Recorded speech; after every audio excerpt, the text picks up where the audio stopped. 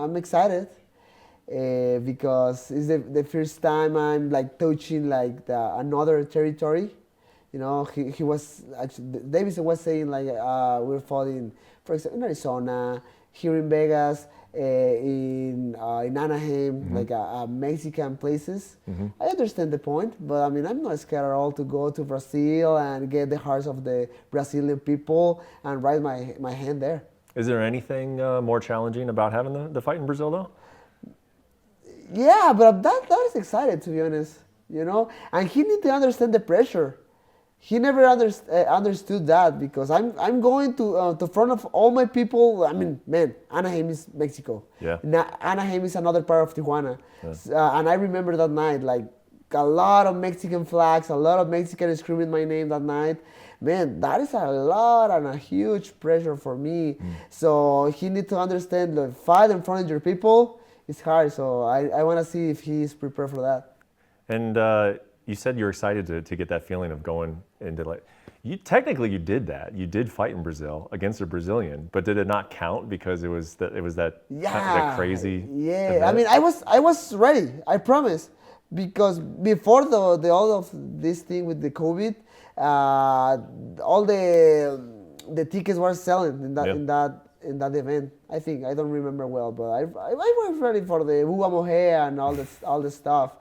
But yeah, Friday after the weigh-ins, UFC came with us and started to say like, hey, for COVID reasons, we need to like put all the people out of the arena, so the place will be empty.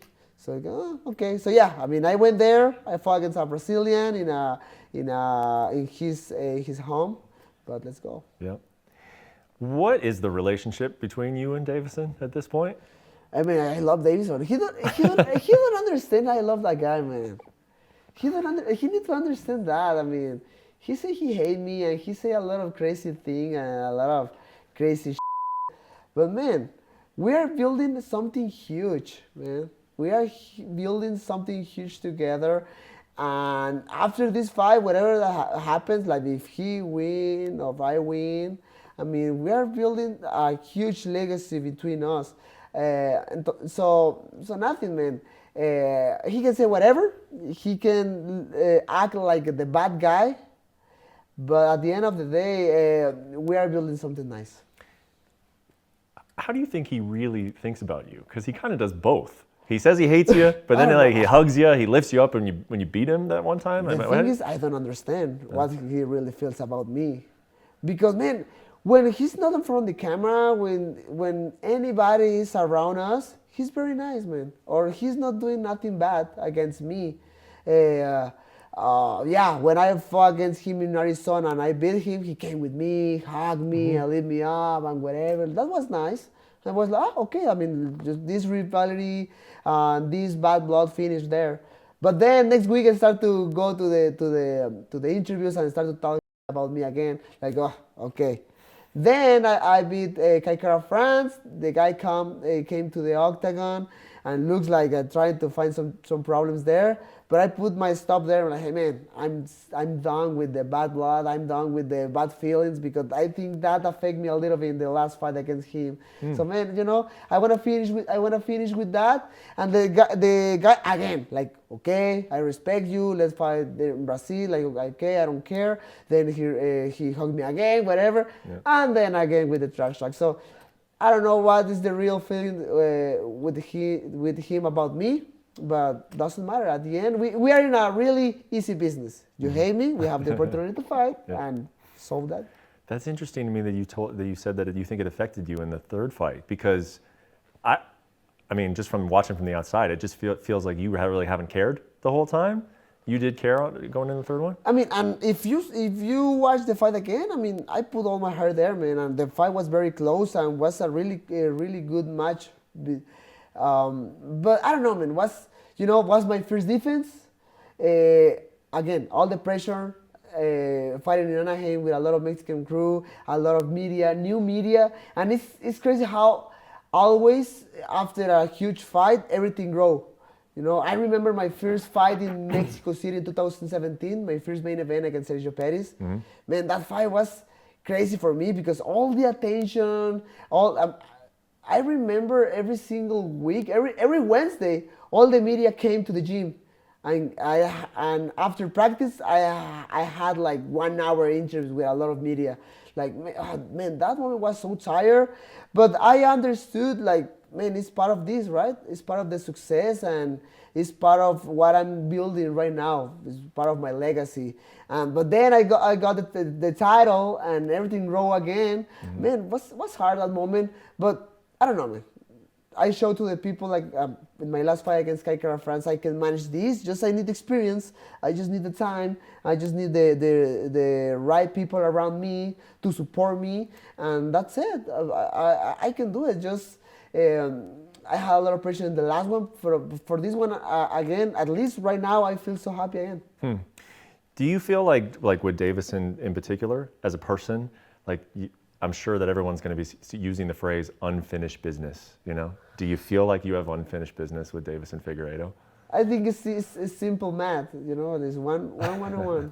It's a very simple question to answer. Like, of course, we need to fight one more time, and hopefully, like I don't want to see like any draw or whatever. Yeah. But I mean, I have the feeling that this one is the last one. So I'm putting all my effort, I'm putting all my brain and my hair to get this victory and finish this, and again, like build this amazing legacy together. So after 70 minutes with him in the cage, spanning 2 years, you know, 4 training camps, it's going to come down to 5 rounds, and then you're going to be done with this guy. How does it feel to know that it's like, all right, all of that has led up to 25 minutes in Brazil? It's almost poetic, man, for me. How the history is talking for us right now. It's a nice movie. It's a nice movie. I can see it like this amazing history where every single piece of the movie is like connecting each other into the last part, you know, the last chapter of this movie, amazing movie, and that's why I'm using this phrase in my social media. I mean, for me, it's the last dance against this guy. It's nossa última dança juntos. So the last dance together. So I'm excited. I don't get surprised anymore when you guys say that, like, oh, I'm not feeling pressure for this fight, or this one doesn't feel any different, because you say that all the time. But like, for me, looking on the outside in, you said you felt a lot of pressure before the last one. This one to me would feel like the one, like this is the pressure one, because it's the last one. It's like it's like the winner goes on to this. Like, he's the winner of the whole thing. It's just like what I just said. Like 2 years, a rivalry. One of you guys is going to leave a winner. Because I'm with you. I don't think there's going to be a 5th fight. So why don't you think that adds pressure in your mind? Maybe you are right, and maybe right now I need to feel like a right now, right? You never know. But at least in my mind, I'm just trying to be happy, man. Yeah. And that's the thing. I felt like in the last fight, I forget to be happy in the fight. You know, I was being like very responsible with the media, with the interviews, with the cameras, and with the pressure, with my responsibilities. And I forget a little bit to stay happy and just enjoy my job and trying to remember every day why I'm starting this and why I'm doing this. Okay, winning or losing, before I was like, I don't care. It was just the fight. Actually, I have an interview like a few days ago, and he asked me, "Hey, what happened in that moment when you started your professional career and you was 3-3? What was your motivation to keep going?" Because I mean, a lot of fighters like after 3-3, it's like, it's not a good record. I mean, I wasn't thinking in the result of the fight. I was just getting fun, man. I was just getting fun trying punches with somebody, right? Yeah. And that's it. Right now, I'm trying to be very focused on that and just be happy and obviously follow the game plan and be smart and whatever. But man, I just want to enjoy the moment, man. Yeah. How much of that, I guess, pressure that you felt in the 3rd fight, your first title defense and everything, how much of that do you think came from you're the first Mexican-born one? Like, I think every champion probably feels like, oh, I'm under pressure. I'm a champion now, and there's a lot comes with it. But even more came with it with you because you were the first one from Mexico. How much do you think that added? Yeah, I mean, I think that was a huge part because it's a crazy responsibility. And maybe for a champion from the United States, for him, for example, it's like kind of like, I mean, of course, it's something huge, it's something important because you're the champion of the world. But man, be the champion of the world from a country where like mixed martial arts is not the main sport. You know, we have a lot of Mexican champions in boxing.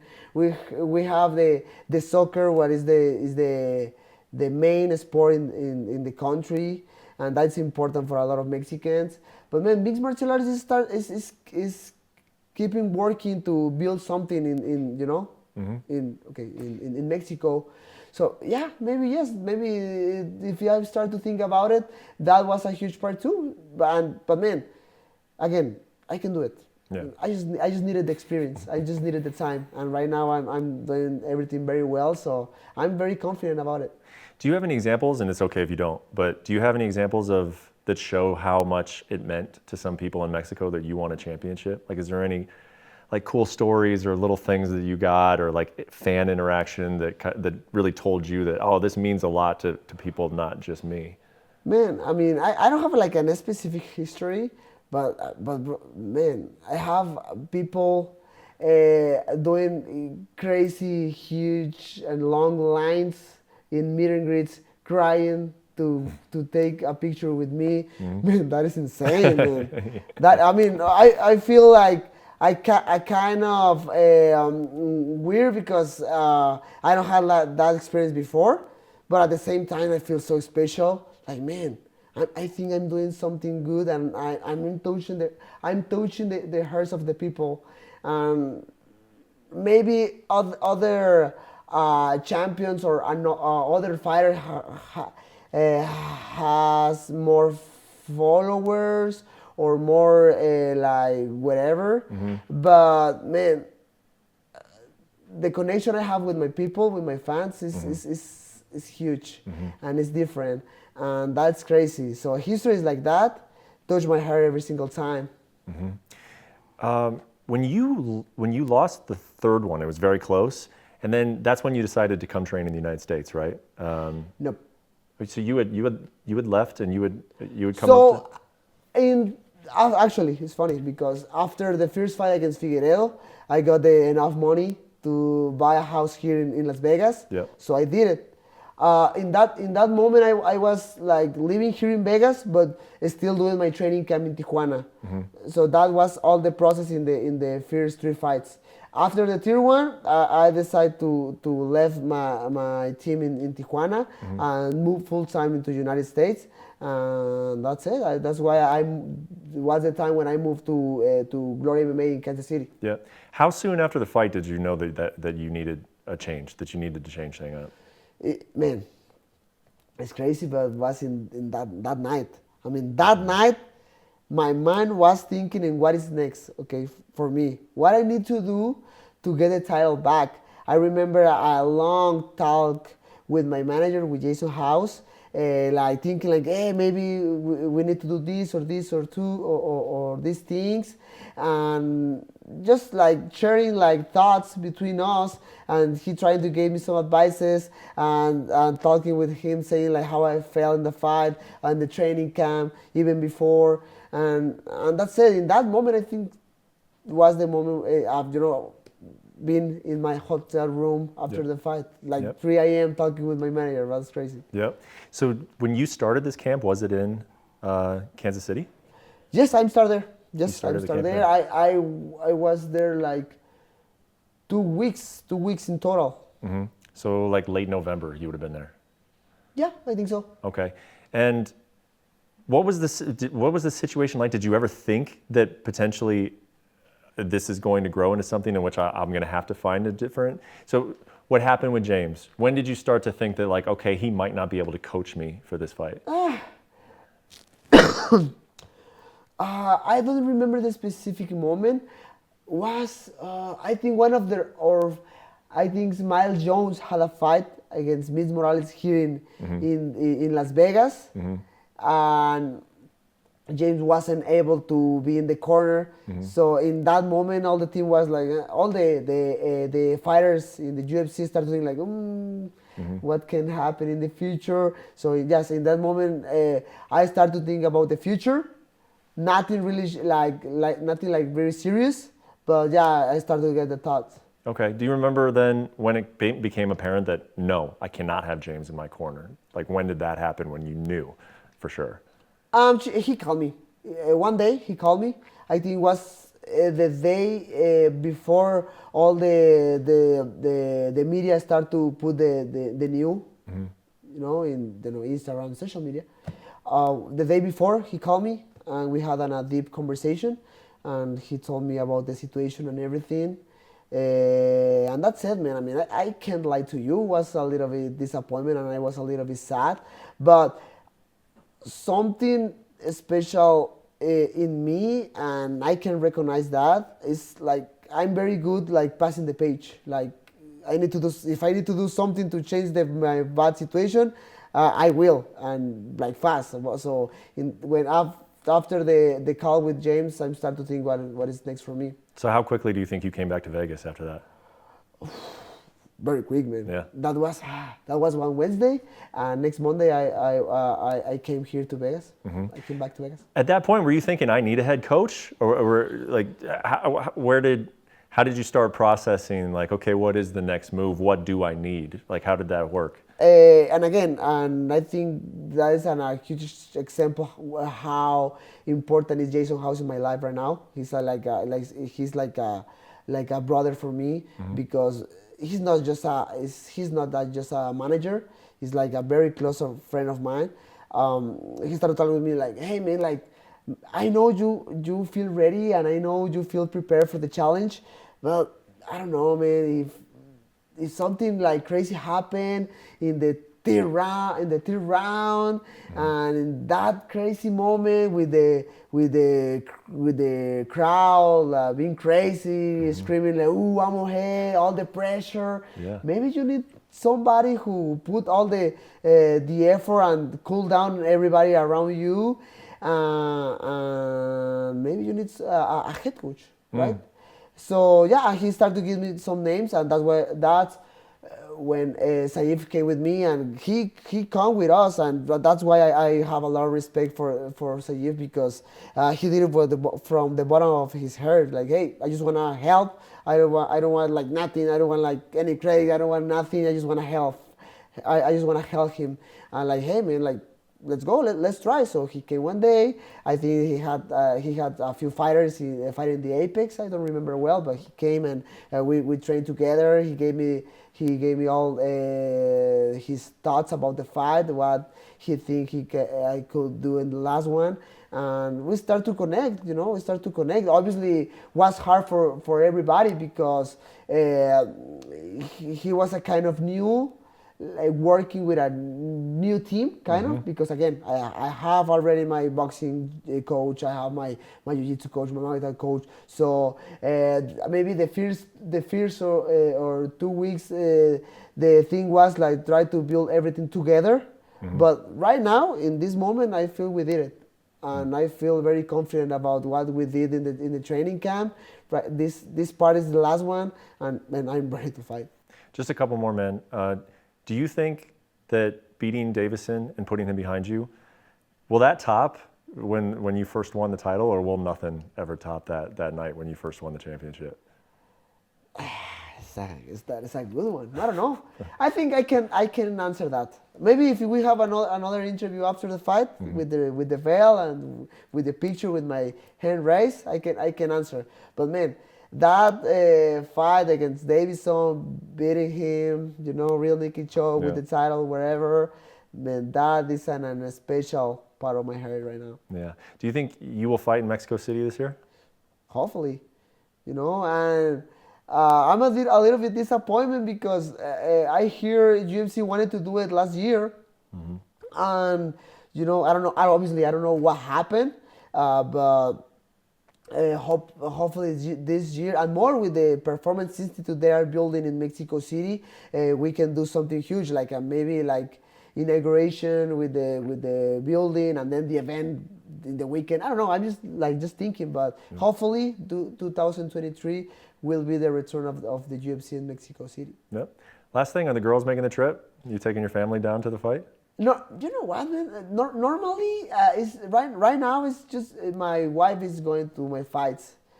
First one because the long trips are hard for my daughters. I don't know if you have sons or daughters, but it's very hard to put your sons in a flight, more in a long flight. Yeah. You know, all the people watching you, hating you because your boys are crying. Oh, sorry, you know.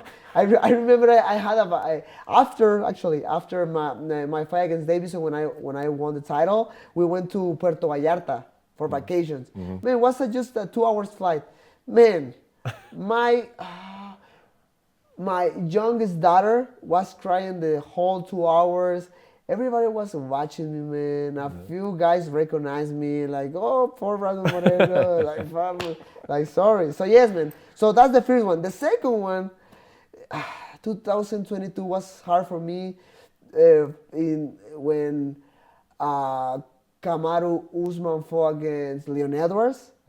Kamaru Usman's daughter was like 2 shirts size me. Yeah. And then Leon connected the kick, and Kamaru went to the floor, and the little girl was crying so hard. Man, that break my heart.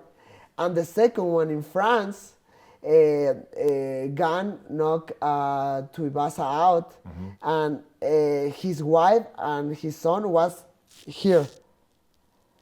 And you know, Tuivasa get knocked out, and man, that was a hard moment for me. So I don't know if I want that for my girls right now. They're very young. In the moment when I'm in Rio de Janeiro for my fight week, my oldest daughter, Madison, is turning 9 years old. Oh, it's her birthday. So they are very young right now. Will be 9 years, 4 years, and 2 years, my 3 daughters. So right now, they can enjoy life and watch me on TV. Thank you for watching ESPN on YouTube. For live streaming sports and premium content, subscribe to ESPN+.